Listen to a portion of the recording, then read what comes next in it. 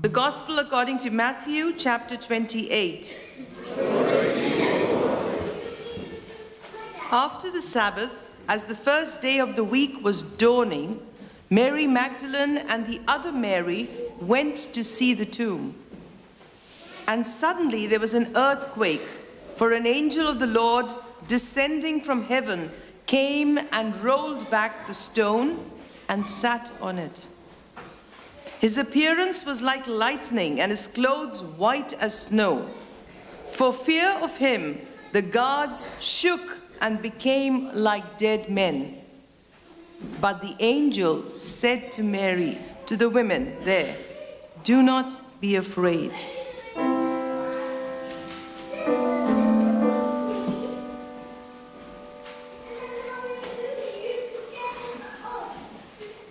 I know that you are looking for Jesus, who was crucified. He is not here, for he has been raised as he said. Come, see the place where he lay. Then go quickly and tell his disciples, he has been raised from the dead, and indeed he is going ahead of you to Galilee. There you will see him.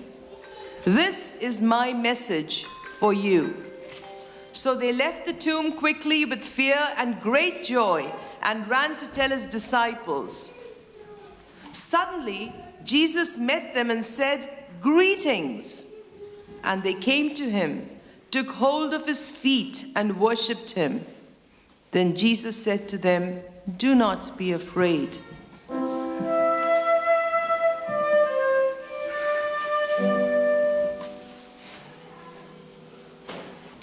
Go and tell my brothers to go to Galilee. There they will see me." The Gospel of the Lord. Praise to you, Lord. Alleluia. Alleluia. Alleluia.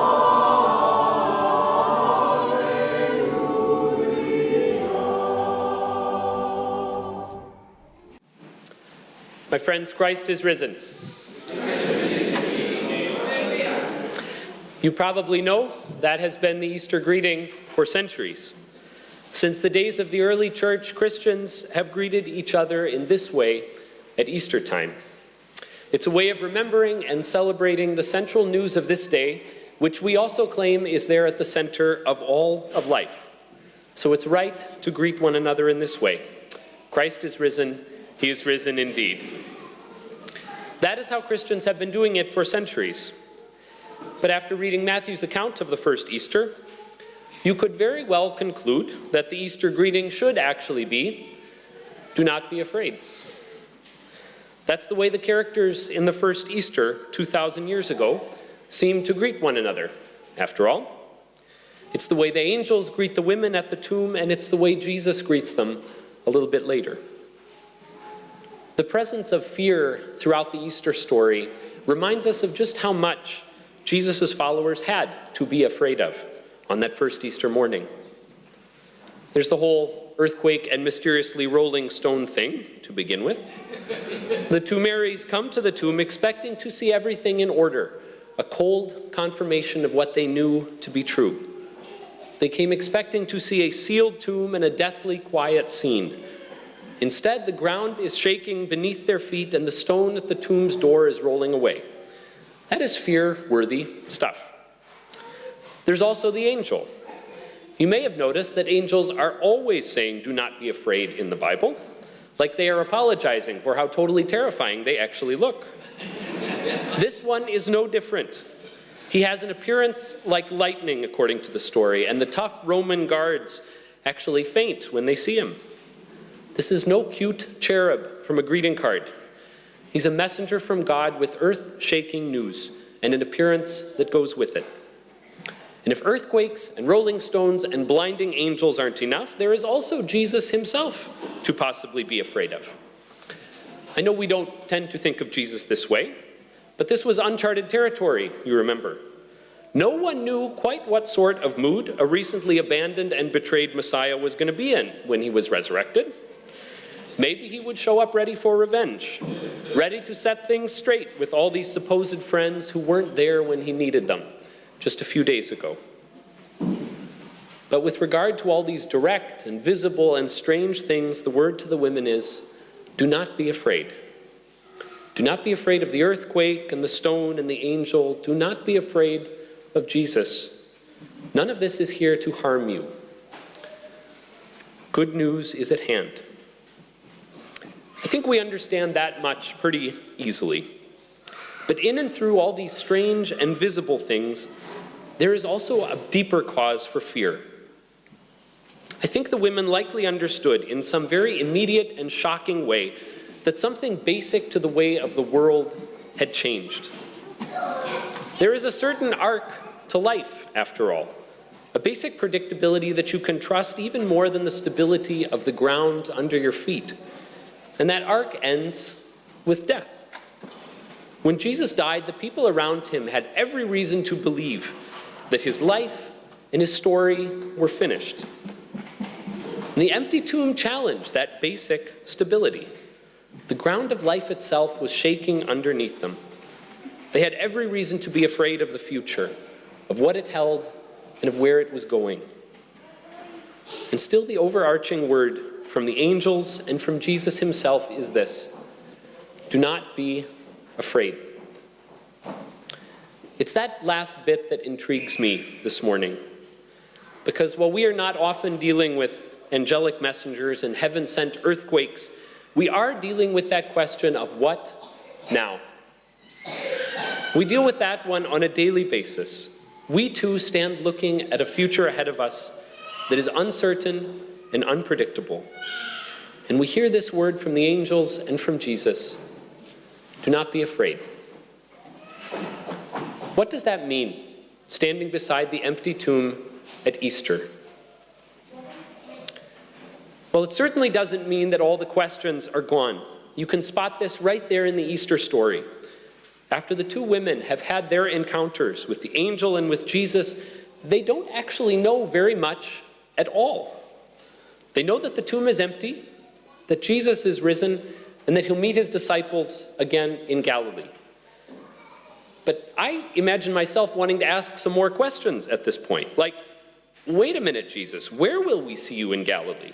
At which intersection? On which day? At what time? How will we know it's you? And what do we do until then? Jesus' followers have no information for their calendars. They are left with lots of questions, lots of unknowns.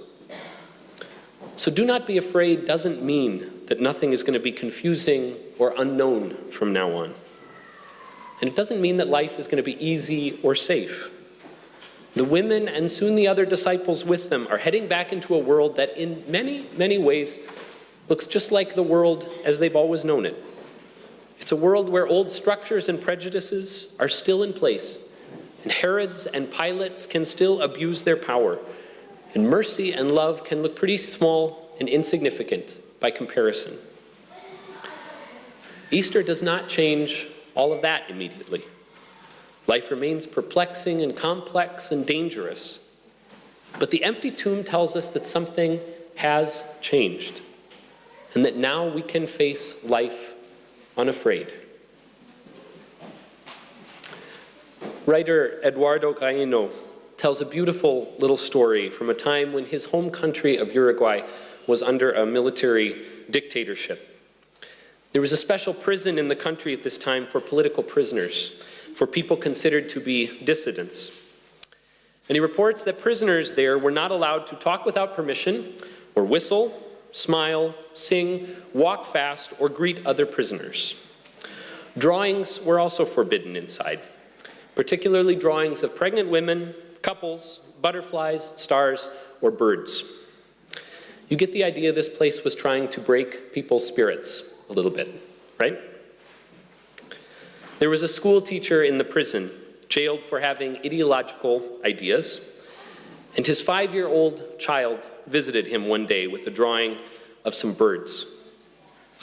Those were forbidden, of course, so the guard took the drawing and tore it up. The next day, the daughter came back with another drawing, this one of trees. Trees were not on the banned list, so the picture made it through. And the father was thrilled with this drawing, and he told his daughter how beautiful it was. And he asked her about the colored circles that were scattered through the treetops. "Are they oranges?" he asked her. "What kind of fruit is it?" And the child put her finger to her mouth. "Shh," she whispered into her father's ear.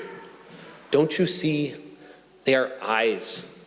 They're the eyes of the birds that I've smuggled in for you." Sneaking joy into a prison cell. Sneaking life into a tomb. That is what Easter is all about. When Jesus was crucified, those in power thought they had found a way to silence him. They thought they had found a way to rule against him and all that he stood for. Grace and acceptance, mutuality, boundary-breaking love. They thought they knew how to bring that particular story to an end. But they were wrong, because the empty tomb is God's declaration once and for all that nothing is stronger than God's love and mercy. We know all kinds of things that appear stronger much of the time. The grief of losing a loved one, the regret of past mistakes, the oppressive power of tyrants, the immense need and injustice we see around us in the world, the shock of illness, the sense of coming to a dead end with our own stories.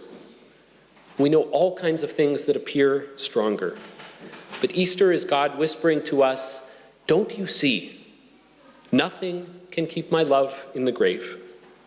No power, no tyrant, no grief, no pain, no loneliness, no prison, no tomb. Nothing. My love is stronger, and I will find a way to sneak it in."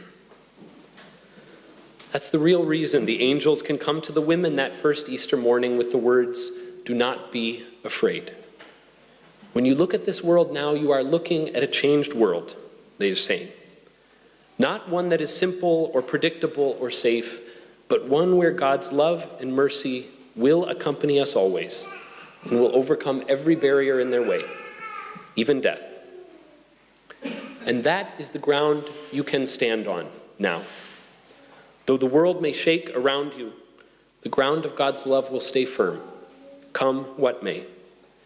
It will allow you to step out of the tomb that fear really is and walk forward into the uncertain future and the world in all its need. It will allow you to keep seeking the ways of justice and peace that God dreams of. It will allow you to live with openness and with freedom and with grace. So friends, hear that good news this morning. The tomb is empty, Christ is risen, and we do not need to be afraid. Amen.